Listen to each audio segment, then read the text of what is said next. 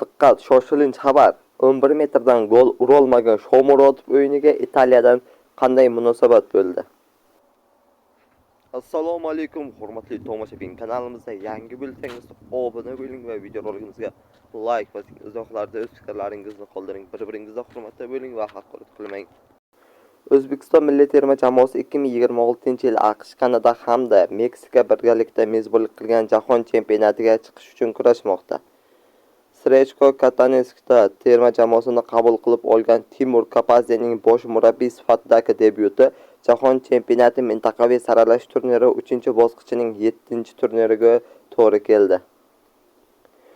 O'zbekiston milliy terma jamoasi stadionda Qirg'iz Respublikasi o'z futbolchilarini qabul qilib, Hoji Akbar Alijonovning yagona goli evasiga g'alaba qozondi. Aslida hisob bundan yirik bo'lishi mumkin edi. Biroq jamoa sardori Shomurodovning harakatlari besamar ketdi.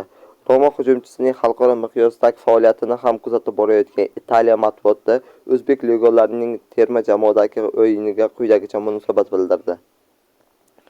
La Roma 24.it sayti Toshkentdagi Milliy stadion 2026-yilgi Jahon chempionatida saralash turnirining 7-turida Eldor Shomurodov sardorligidagi O'zbekiston milliy terma jamoasi Qirg'iziston futbolchilari bilan to'qnash keldi. Uchrashuvda mezbonlar Alijonovning yagona goli evaziga g'alaba qozondi. Birinchi bo'lim o'rtalarida qirg'izlar maydonda bir kishi kam bo'lib qoldi.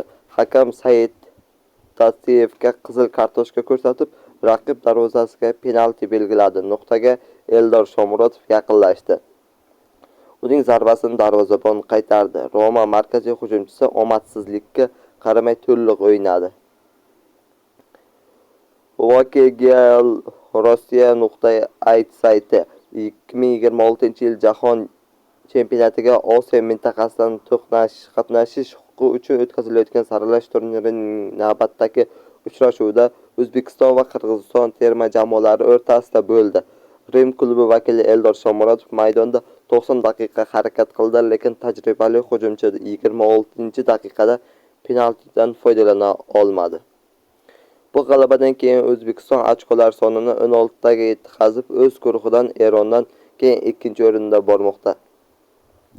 Shu bilan yangiliklarimiz o'z nihoyasiga yetdi. Kanalimizda yangi bo'lsangiz obuna bo'ling va videoroligimizga like bosing. Izohlarda o'z fikrlaringizni qoldiring.